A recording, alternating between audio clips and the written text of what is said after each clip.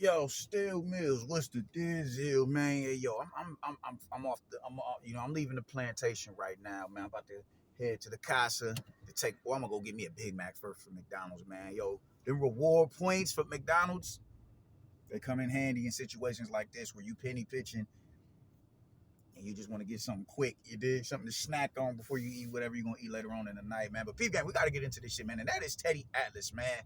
Look. I have been a long time, you dig, supporter of Teddy Atlas. I think he's a brilliant boxing brain. I think his knowledge and expertise on the sport is something that should be revered and appreciated while we got him. I think when you think Teddy Atlas, you think Freddie Roach, you think Floyd Sr., Roger Mayweather, rest in peace. You think um Coach Muhammad, rest in peace. You put him in the same spaces as these dudes because of the tutelage he came up under, which was Cus D'Amato, man. You think of Kevin Rooney and somebody need to quit bullshitting and dig up Kevin Rooney and get as much game from him as you possibly can while the getting is still good. You dig? But, you put him in the I put him in the category with these dudes mentioned because I think he's that incredible of a boxing brain, man. That's why it baffles me the shit that comes out of his mouth as it pertains to certain fighters, man. I just went and looked at his review of the Wallin versus Joshua fight, and the shit that he had to say about it is like he's gritting his teeth, he's rolling his eyes. That's the energy that it gives off instead of giving kudos and singing his praises or whatever. He felt like he could be the boss in there because he ain't had nothing to worry about, despite the fact that you picked Wallin to beat Anthony Joshua. Because according to you, he doesn't do anything great, but he does everything good. Good height, fast hands, good counterpunching, good feet. He does everything good. Nothing great. Does everything good. And we don't know where Anthony Joshua's mental is. The game that they've been running with that shit for I don't know how many years now.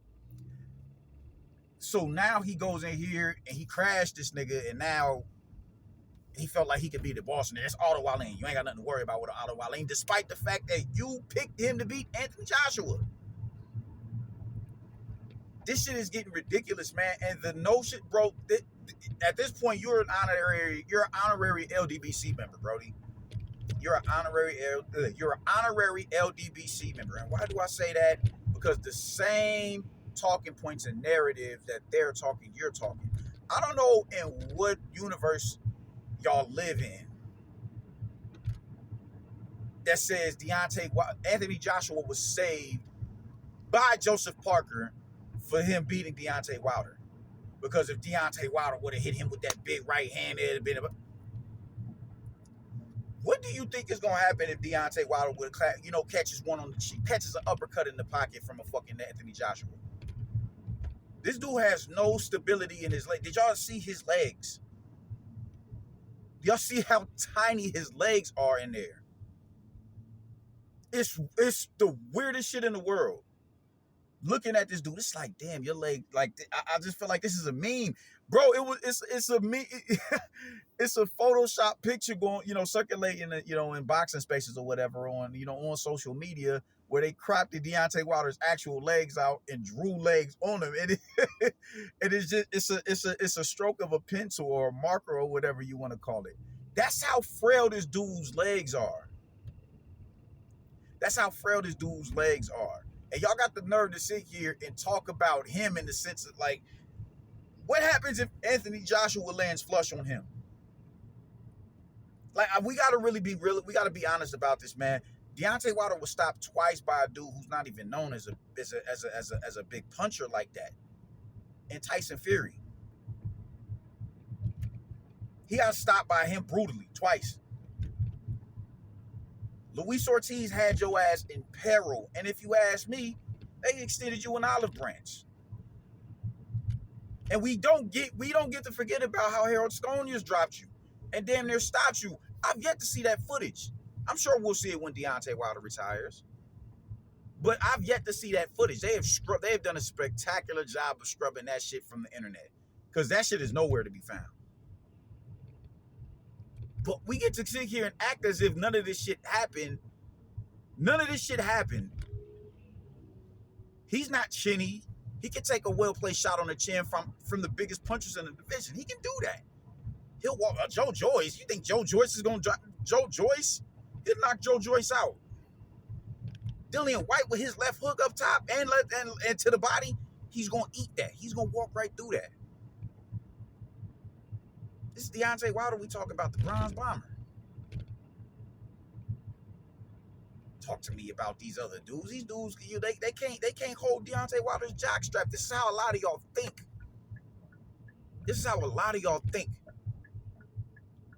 It's just the weirdest shit in the world to me, man. How y'all can sit back and say, it really propagate this narrative that Anthony Joshua was the one saved by Joseph Parker for beating Deontay Wilder. As another way to circumvent Deontay Wilder's putrid performance against him. Do y'all not understand that Anthony Joshua beat Joseph Parker? Took his O and his belt from him. He didn't save Anthony Joshua from anything. What are we talking about here? What the fuck are we talking about, bro? It is wild listening to y'all come up with these narratives to cope with the fact that this dude is not who y'all propped him up to be. He's not.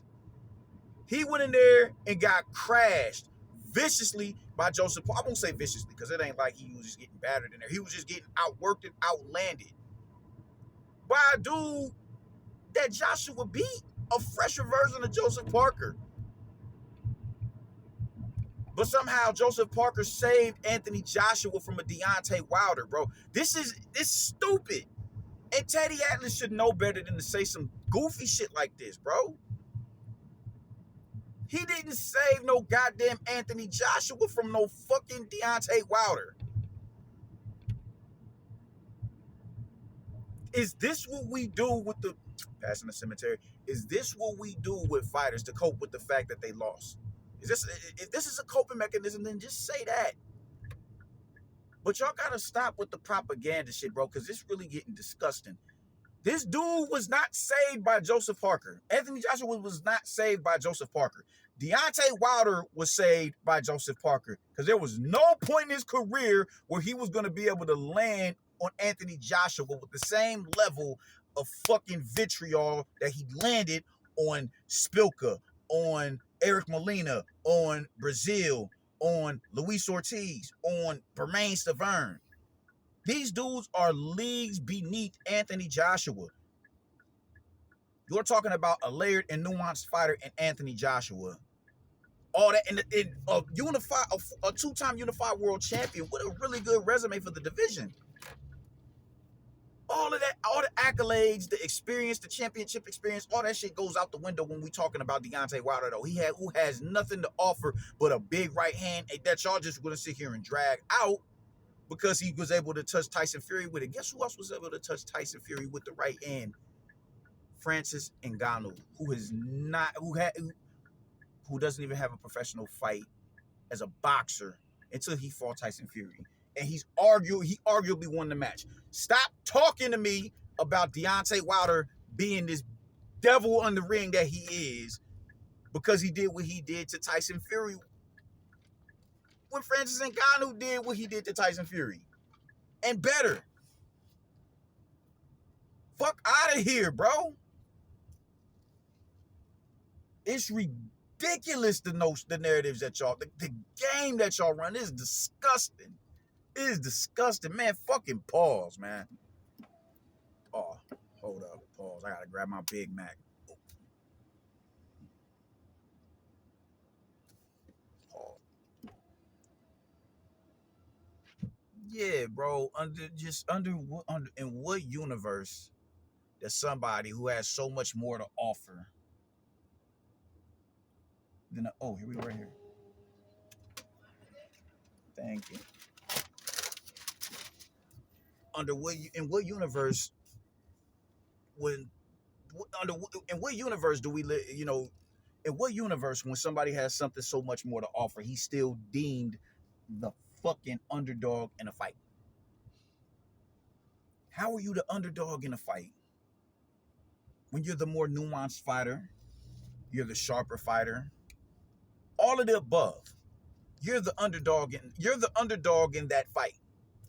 But The other nigga who is only fought really only beat one top 10 contender. Well, I mean, technically you gotta say Bermain Stavern because he was a fucking champion. But Luis, well, nah, and you gotta say Robert Helenius as well. I won't do that. But at what point do he beat these two? You realize Robert Helenius isn't even a top win on Anthony Joshua's resume? It's not even a top 5 win on his resume. Klitschko, Parker, Charles Martin is better than goddamn Robert Helenius. Well, you can't say that because Kalnaki beat Charles Martin. You can't say that. I won't say that. Or maybe I won't know because he was a champion. Vladimir Klitschko, Dillian White, Joseph Parker, Andy Ruiz, Waling. 5 opponents better than what's his face? Robert Helenius. All better than him. All of them better than him. None of that matters though, bro. None of that matters because Deontay Wilder in that one right hand. You have to be perfect for 12 rounds. I only got to be perfect for 12 seconds. That is the most dismissive. It's ridiculous, Brody. Every step-up fight that you have had at a certain level, you lost. You've lost. But somehow, Joseph Parker saved Anthony Joshua from having to fight Deontay Wilder. This is the same game that LDBC is running, bro, and it's fucking gross. It's fucking gross. It's classless. It's tasteless. Y'all want Deontay Wilder to be, this era's Mike Tyson and Evander Holyfield and all of, Ray Mercer and Michael Moore and George Foreman and Ali, because we've been void of a heavyweight champion of that magnitude for years. And if you ask me, we've still been void of that because Deontay Wilder is not a great champion. He's not. Y'all want him to be that, and he's simply not.